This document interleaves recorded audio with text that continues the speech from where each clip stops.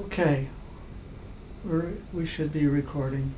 Um, I'm talking today to my friend and musical partner, Jon Davies, who's a retired psychologist and used to counsel students at the University of Oregon.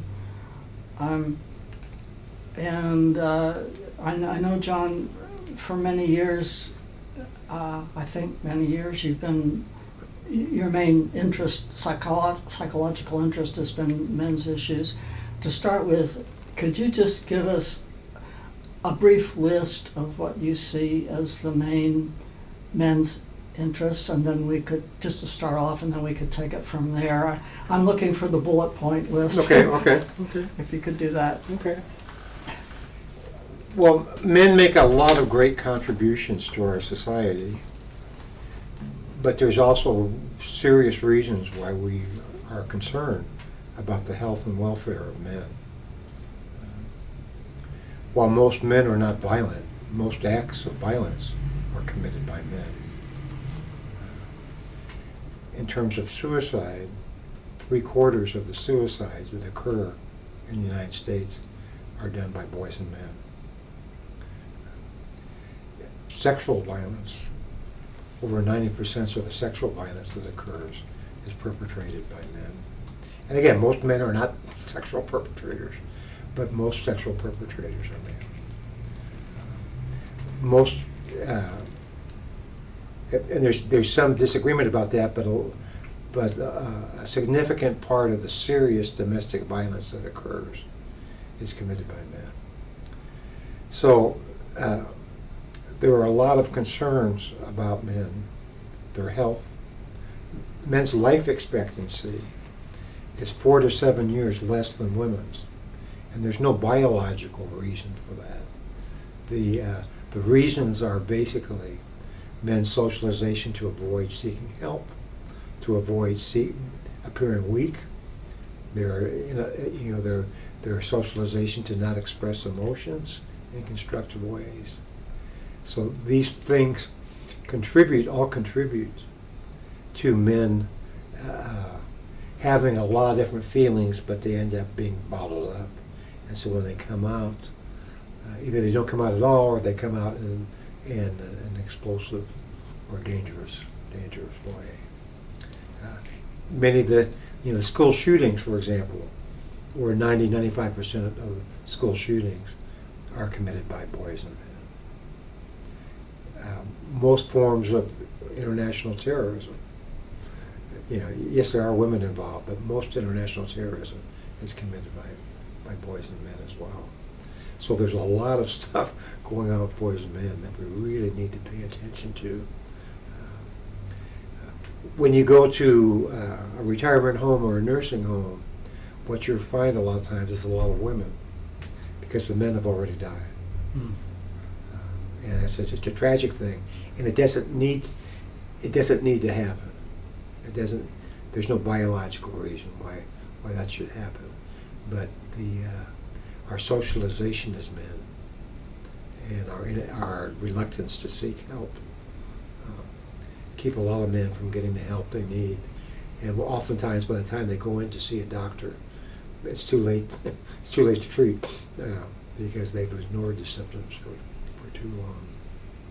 So these are just some of the reasons why I'm concerned about this.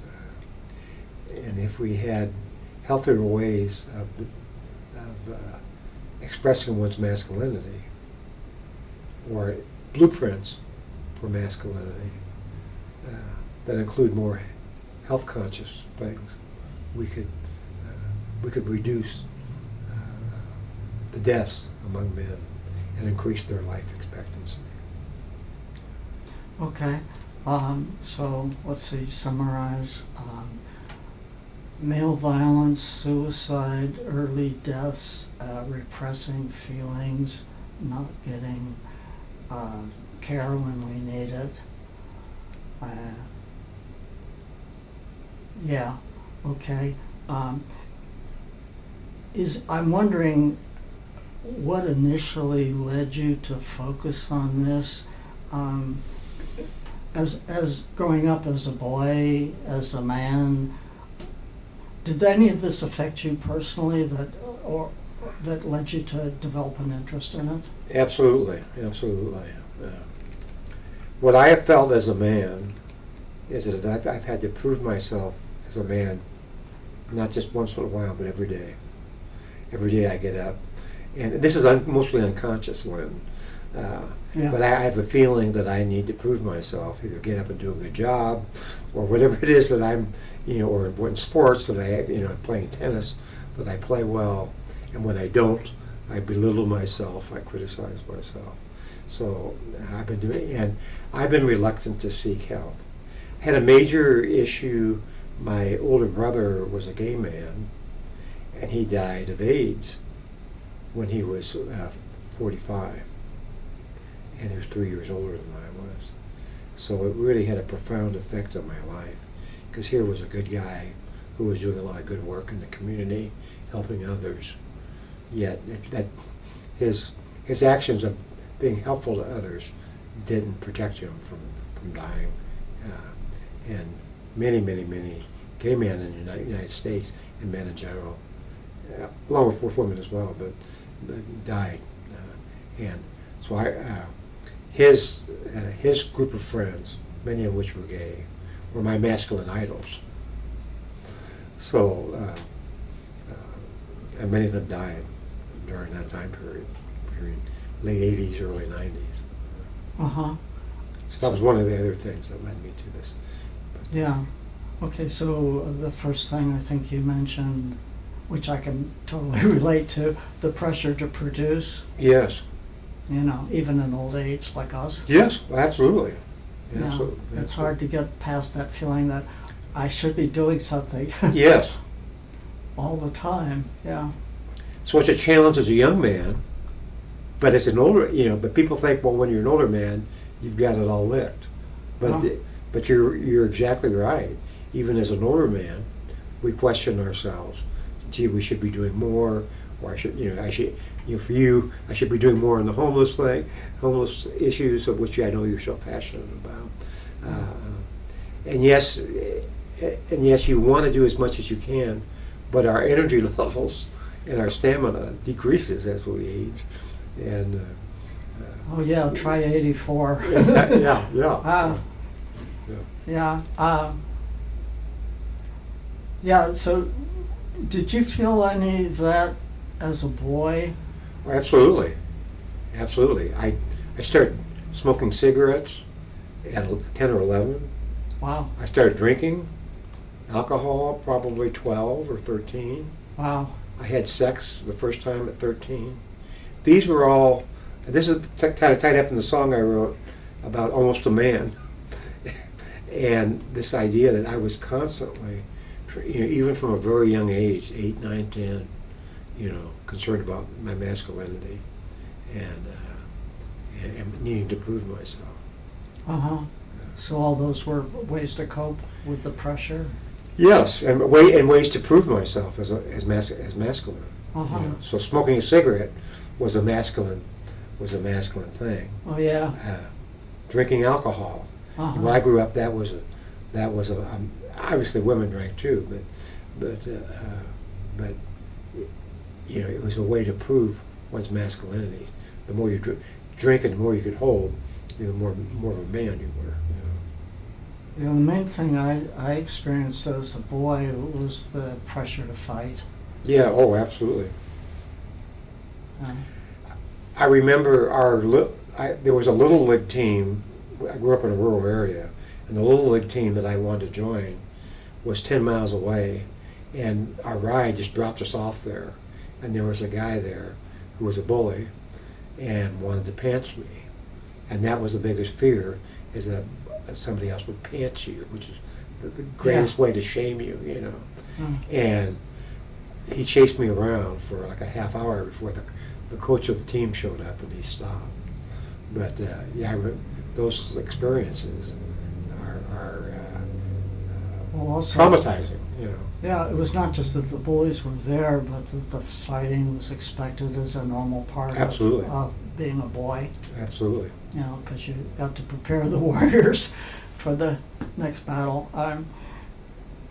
Yeah, I wonder, as you see it, it sounds like a whole lot of this is from the culture. I mean, it's not Yes. just a personal thing, or it's a personal thing, but you get it from the culture Yes, around you. yes, yes. And over time in this country, do you see that for men's issues? Do you see the culture changing, or are we stuck? I'd say both. And I don't mean to be flippant about that, but I see signs of both. Yes, we're still stuck. Looking at this last election, was there reluctance to vote for a female candidate? And I believe there was. And not that explains the result of the election, but that certainly her being a female and males coming out in high numbers, the gender divide in the election about who voted for who was Yeah. really significant. So I think that's a sign that some ways things have not changed, but on other levels, I know many men are much more involved in fathering, and it's much more common for men to stay home with the kids. It's much more common for men to do higher percentage of the child care, and it's still not equal, but it's moving that direction. I see it in my grandson, who is not hung up with all the same issues. Uh-huh. Yes, he has. There's still some ways he needs to prove his masculinity, but I think he feels far less pressure to do quote masculine things, or to succeed in a masculine way. Yeah, I'm trying to restrain myself. I have a 21-year-old great nephew. I'm trying to restrain myself not to put pressure on him to produce, even though I fear for his future if he doesn't. Yes. In popular culture, do you see changes? And I mean, I notice some I watch a lot of TV videos. Gay relationships are Yes. now presented. I think in general, I think there's less homophobia. There's more comfort, and that it's ironic. In the many groups I've run, boys and men will open up with other men and share deeper things and share compassion for each other and love for each other. And it's really fantastic to see, but you have to create a very safe environment for them to do that. But I do see shifts in our culture, and I think in general we're moving in the right, what I call the right direction, a direction where men can take care of themselves and live healthy lifestyles, but still view themselves as men, as healthy men. So, Yeah, I think one of the negative changes has been that over the decades I've been an adult, and this lines up with the pressure to produce, it's simply become, especially for working class men, it's become harder to make a living. absolutely. And so a lot of the traditional jobs that they held are disappearing and are undervalued. And that's a huge deal. And I think that also is reflective in the last election. I think. Yeah. And the gender divide there, that men were taught that one of the ways to prove their masculinity was through production, as you're talking about, and being successful on the job. And the jobs, a lot of jobs have dried up. They're more traditional, more labor jobs, or semi-skilled jobs, and it's really affected men's self-esteem. And so and at one time, the male was the breadwinner of the family, And that feeling still exists. That we're supposed to be. That we're supposed to be, yet every household needs everybody working, outside the home to produce a livable income.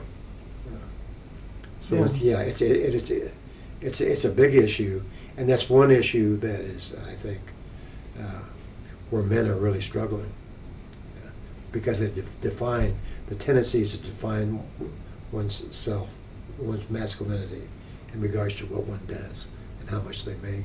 Yeah. And when that's not happening, particularly being unemployed or underemployed, it's very tough, very tough. So, would you like to talk about a little bit about what's happening with the Mackenzie River Men's Center? Well, right now, we're not offering any direct services. Like we used to run groups and run violence prevention workshops. I've been kind of the lead person in there, and as I'm aging and getting older, I'm 75, so my energy level is drawing down. So the center right now has really been focused on training staff about working with men, about ways to help men lead healthier lives, and we've done that. Over the years, we've done it for probation officers, parole and probation. I did trainings at a correctional facility last year, working with the staff, talking about ways to enhance men's health and men's involvement in help seeking. Been offering, and in a couple of weeks I'll be going to Springfield High School and teaching to talking about health and men's health with health classes, co-ed health classes at Springfield High. I'll be talking to 5 different classes at Springfield High. Also going to be involved with a panel discussion on men's issues at the University of Oregon around healthy masculinity. Do you think of your work as changing individual perceptions or changing the culture, or would you say both? I try to do both. Certainly one does it helps with the other. They're kind of hand in hand. But we do need to work with people. There are men out there who are really struggling, and we need to have safe places where they can come and connect with people and learn to express emotions in constructive ways. It's one of the reasons, incidentally, Lynn, that I've gotten more involved with music, because I'm trying to, my end goal here is to try to use music as a way to connect with men and people in general and help them. Music is a great way to express emotion. Yeah. And a healthy way to express emotions. And whether someone is just listening and singing along, or doing karaoke, or picking up their old guitar and playing, it's healthy for men to be engaged in the creative process, even if it's just listening, because it helps them get in touch with their emotions. What do men tell you, if you can summarize, what do men tell you their problems are as men? I think one of them is relationships, romantic relationships. There's a lot of people out there who are not involved with romantic relationships. A lot of people don't have friendships, and are lonely and they're isolated. Yeah. And that is dangerous, very dangerous, particularly when you think about the high suicide rate of men. And many of the men who die by suicide are living alone or not having a lot of social contact. So that's so relationships, both with a romantic partner older men are concerned about their relationships with their children. There are a lot of men out there who are distant from their adult children, and this is a source of great pain for many men. Yeah. Men just getting together and socializing with one another. Women do that frequently. Men are reluctant. Again, if there's a masculine way that people can get together, men can get together, they will do that in a heartbeat. But to say, hey, let's go out and get coffee, or let's go have lunch, or why don't you come over our house and we'll just shoot the shit. That doesn't, men are reluctant to do that. Again, it's kind of our socialization. So loneliness, isolation is one. The financial things, in the last 10 years, I worked primarily with older men, and the older men had a lot of regrets about what they didn't do career-wise, things they weren't able to be successful at, not able to save up enough money for a retirement, people skimping along, and this is a big concern for people. Regret I didn't pursue that other career or that thing my passion and what I really wanted to do. Uh-huh. So there's a lot of, for particularly older men, there's a lot of regret. For younger men, there's a lot of frustration.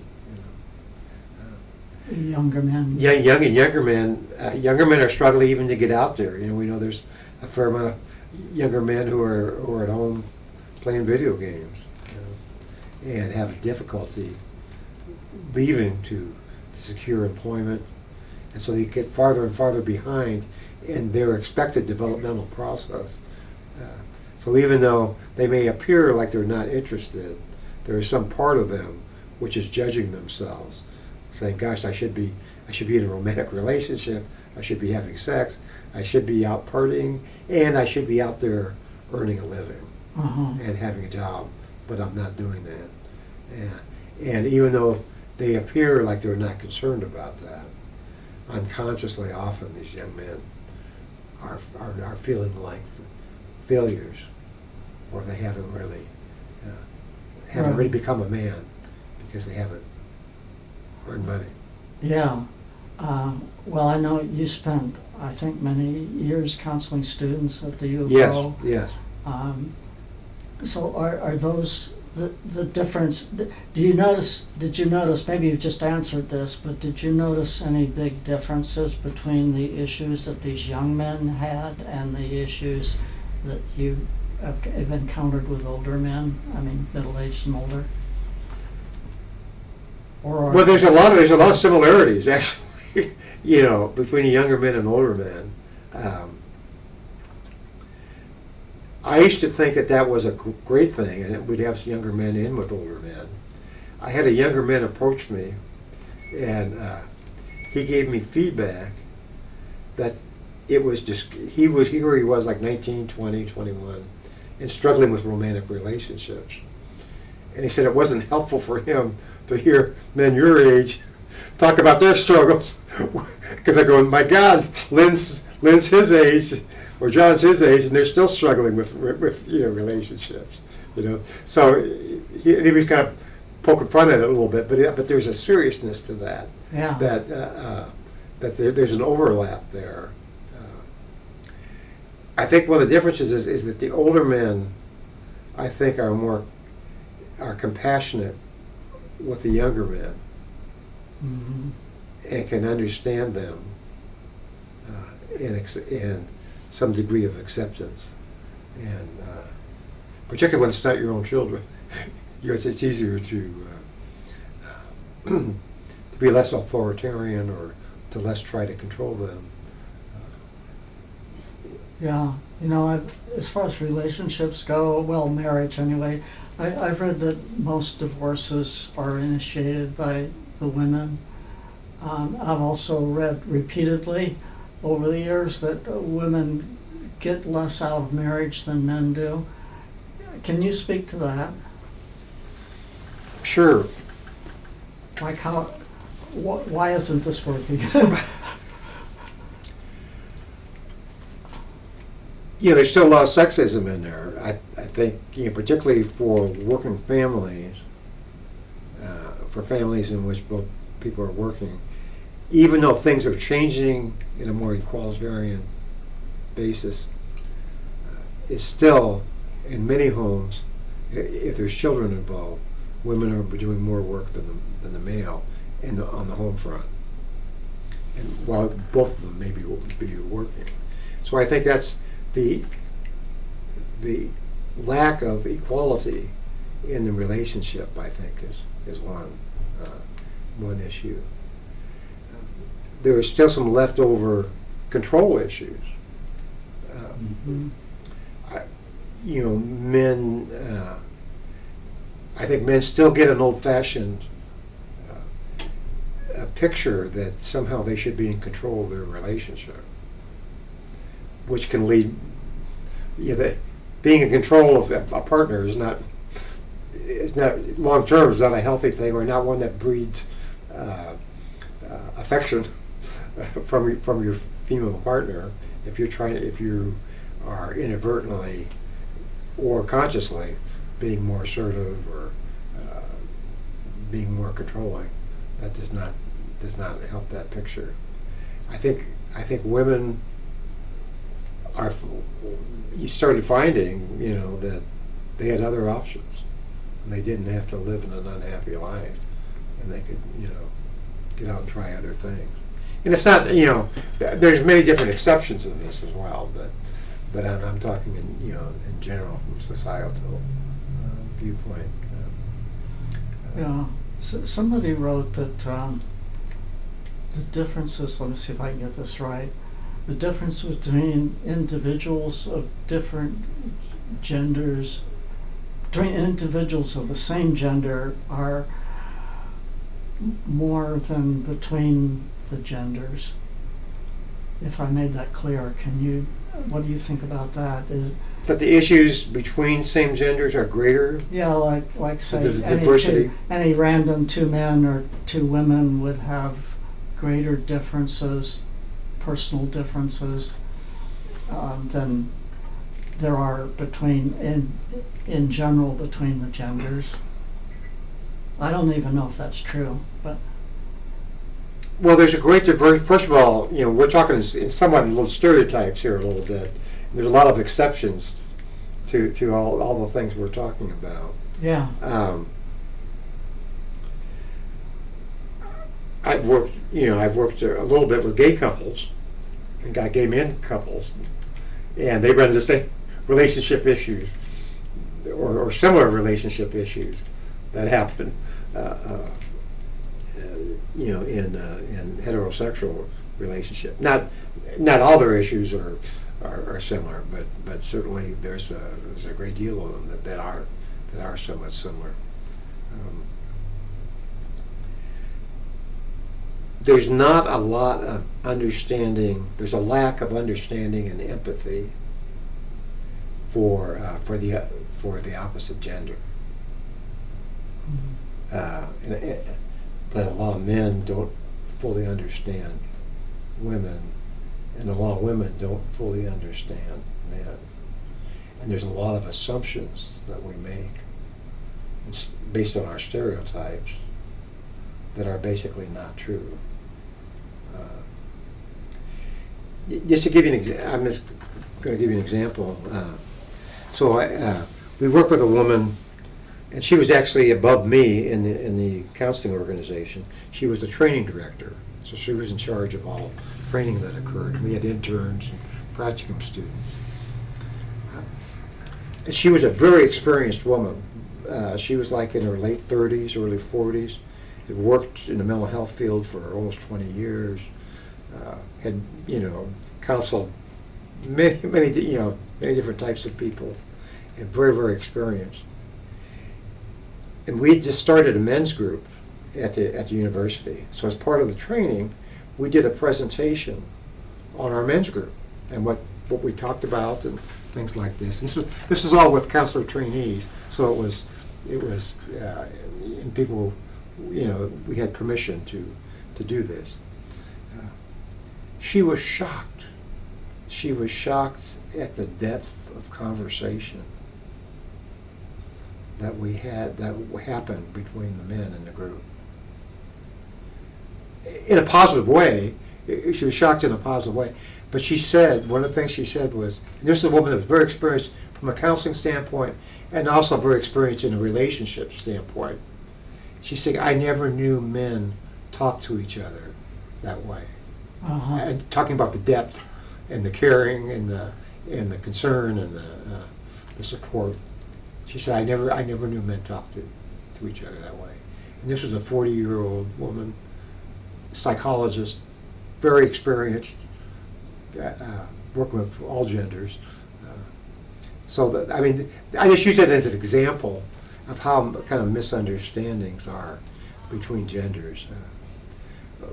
One of the took a class at the university years ago when I was working on my doctorate.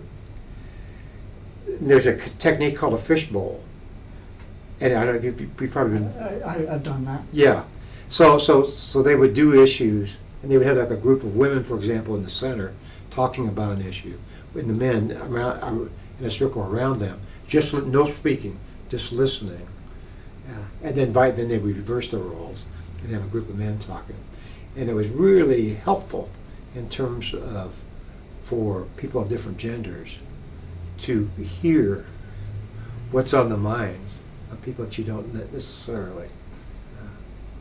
Yeah, that sounds like a good idea to me. You know, it seems to be a real common complaint that women have about men, that we don't talk to them, or at least we don't talk on any deep level. A long time ago, a girlfriend I had at the time said that when she gets together with other women, one of them would say, well, my boyfriend or husband said such and such. What do you suppose he meant by that? Yeah. And I was thinking, but did not say, why not just ask him? Right. You know, but yeah, I think also sometime in the past I was with my family, and the women were in the living room talking about their birth experiences and experiences giving birth, and the men were in the kitchen talking about cars. and I was going back and forth, you know, and I thought the women's conversation was more interesting. Sure. Because I don't know all that much about cars. But yeah, that seems to be one of the most common complaints, is he doesn't tell me anything. Right. I read that also in most marriages, this is really hard to believe, they only talk about 15 minutes a day, and most of that is I think you call it instrumental. It's like, did you take the trash out, you know, Right. or we've Right. got to, you know, tomorrow we've got to go do this. Right. Is that, do you think that's true? I think, well, I don't know about 15 minutes, but it's there's not a tremendous amount of communication that goes on in many relationships. Yeah, romantic relationship. Yeah. I'm shocked. I mean, I have a couple women friends that I communicate with. Mostly the three of us text, and I'm shocked by how little communication they have with, in one case, husband, and the other case, serious boyfriend. Mm-hmm. It's like they're afraid to bring things up, Mm-hmm. or they think if they did, the man wouldn't get it anyway. Mm-hmm. Mm-hmm. Mm-hmm. And that goes on both sides. And while this is true, in the majority of cases, there are also cases where it's the man who's more emotionally expressive, and the woman is kind of shut down. So it can happen, other ways as well. But it's very lonely. Somebody wrote a poem I read years ago, "Loneliness in a Crowded Room."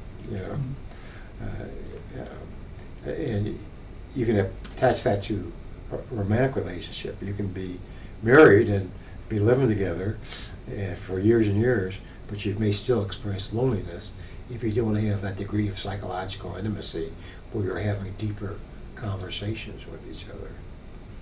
It seems almost as if a lot of marriages or serious relationships depend on not talking about certain things. Yes, yes, I think you're right, and particularly about the problem areas. Yeah. You know. Yeah.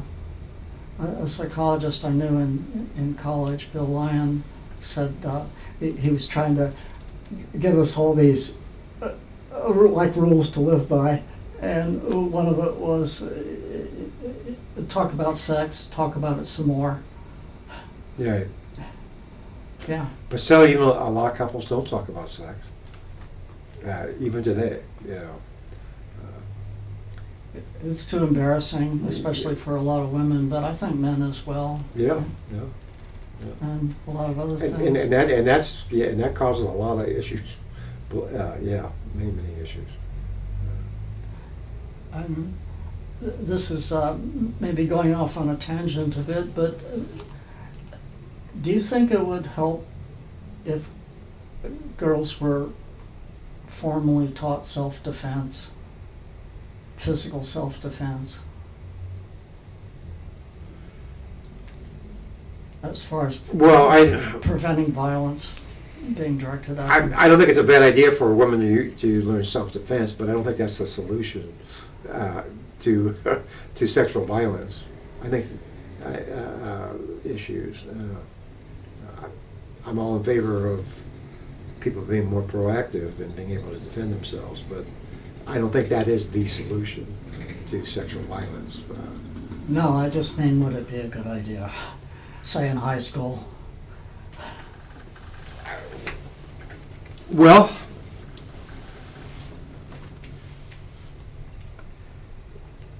I think, I would certainly encourage people to learn ways to be more safe. What they need is more discussion and more understanding, and more communication between genders, between sexual partners.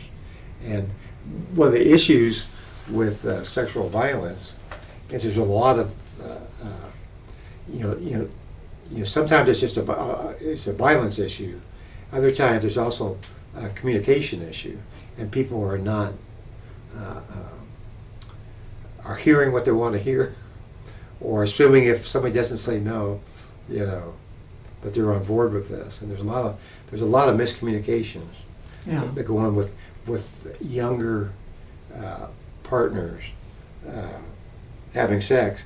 And even though there are some people in the younger generations who will blow our minds and their openness to talk about sex, there's still a lot of people out there who are not checking in with partners and talking about their sexual life and what they want and what they don't want and that type of thing. Also, I was wondering, recently there have been some articles, well, this has been going on for a while, but there's been articles in Eugene Weekly and the Daily Emerald about incidents of, actually I think it's, never mind, but I'll try to focus against my question. Drugging incidents at frat parties at the U of O. I'm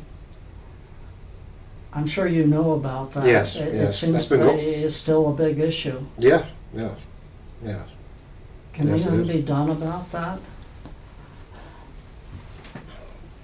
I gather the administration has been dragged kicking and screaming into actually trying to do something about it. It's been going on for years and years and years, and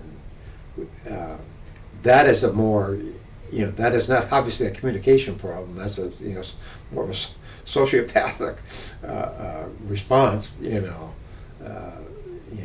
would want to have sex with someone who is drugged up and, can basically who wants to have sex with an unconscious person? That's pretty. That's pretty sick. It's been going on for years. There's not there's not an easy solution to that. Beyond, and I think that's one of the things where predominantly women need to be safe and hang on to their drinks, but not accept drinks from anybody, and travel in pairs, and this has been a method for many years, is that women travel in pairs and partners, friend partners, so that you're coming home with me, I'm coming home with you, If we have to go home early, we'll go home early, but we're not, I'm not going to let you, and you're not going to let me,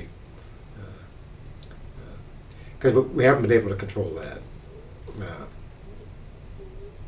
Do you think the U of O administration is doing enough to teach young women, students, that they really have to watch out for themselves, be careful?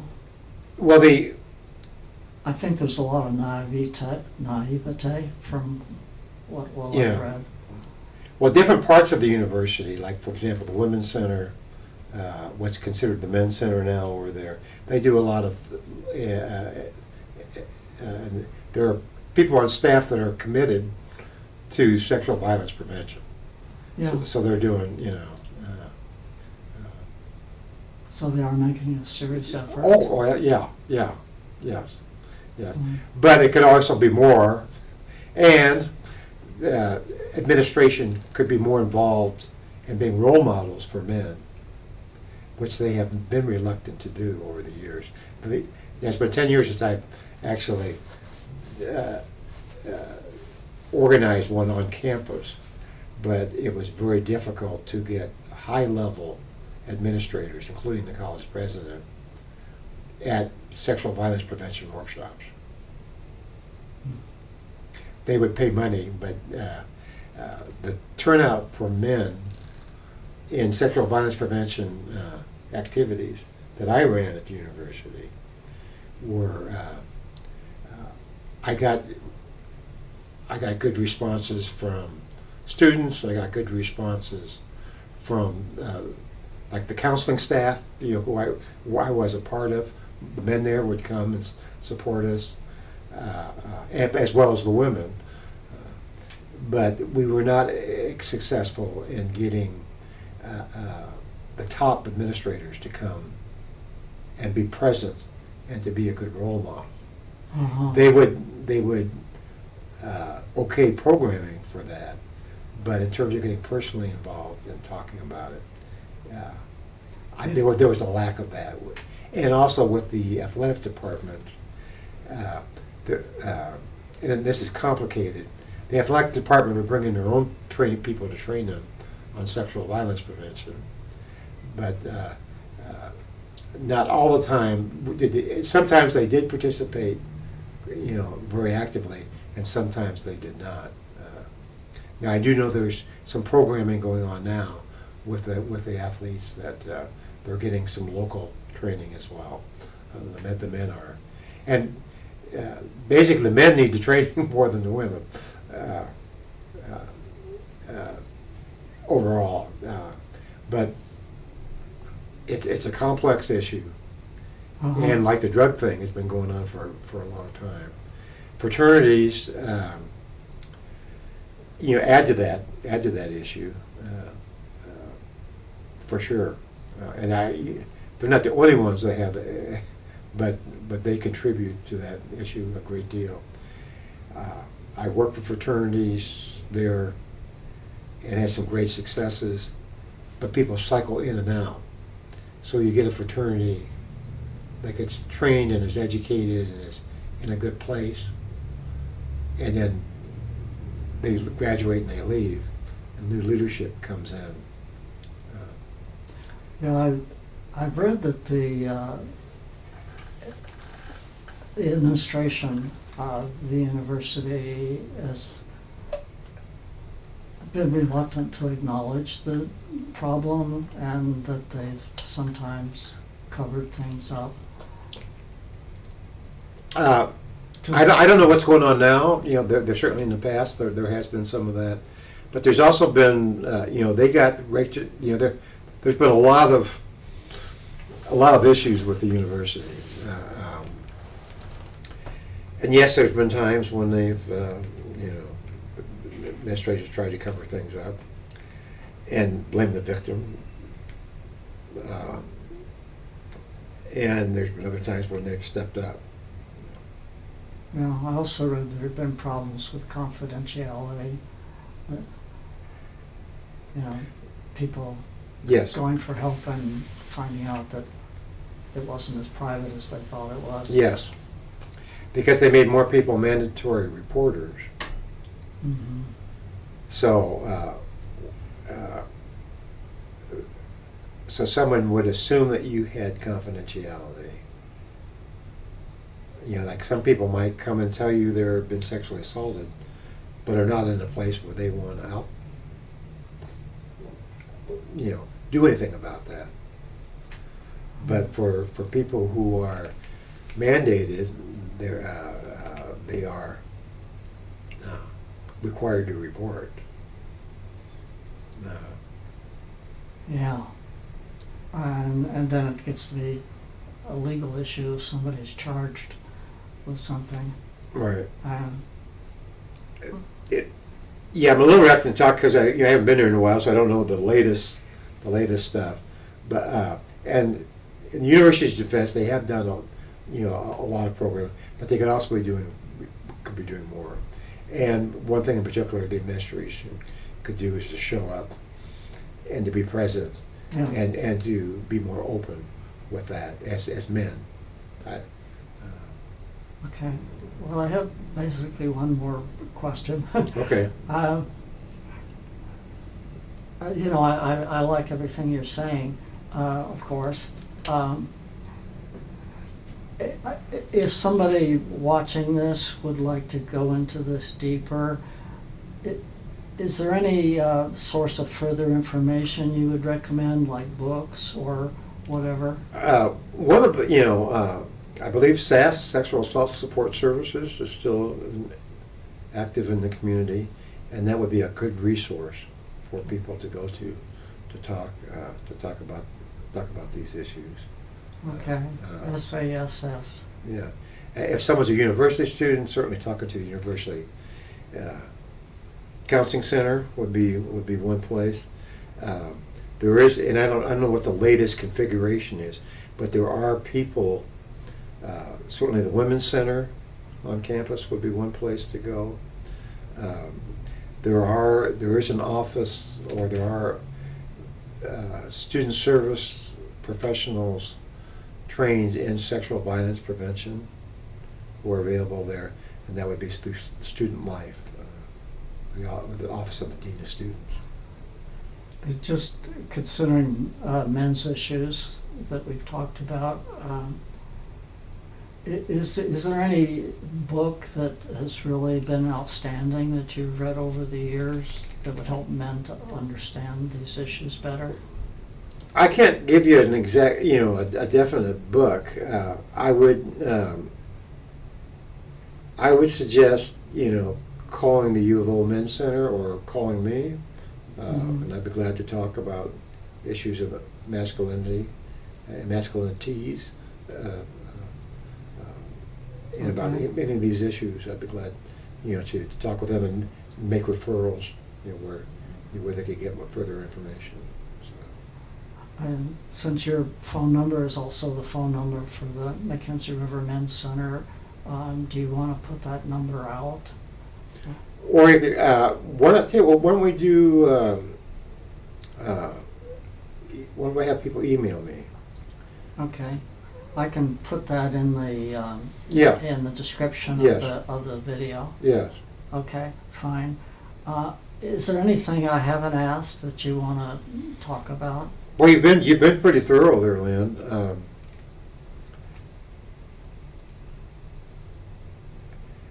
One of the issues is how do we talk about men's problems without making them feel judged or shamed. Yeah. And that's one of the main issues of the field I'm in terms of really trying to work on men and encouraging their help seeking. Because we want to create safe environments for men. So in talking with men, it does not help to have a judgmental attitude or holding stereotypes about men, because that doesn't open them up. That does the reverse. It shuts them down. So my recommendation is to for anybody that wants to work with men is to create safe places. Yeah. Where men can come and talk and share and bond together and get support. I think those are really important things to do. Yeah. This may be a little bit off subject, but probably it's pretty related. Robert Putnam, sociologist, his most famous book is Bowling Alone. Do you know about it? I've heard that. I have not read it. I've heard of it. I have not read it either. I've heard about it for years. Well, he has a video out now. I think I found it on Netflix the other day. He's, I think, 80. Very engaging man, but he was talking about his research, and I'd recommend that to anybody. Sorry, I can't think of the title at the moment. Join or Die, Mm-hmm. which I think is a little hyperbolic for a title for what he had to say, but he's traced joining the community, joining groups over the years, and he said that peaked. I think he said around 1960. I mean, there are data sets available where that you can actually track and graph this. Mm-hmm. He said, I mean, at one time we were considered a country of joiners, but no more. He said it peaked around the early 60s, and since then the data shows it all going down.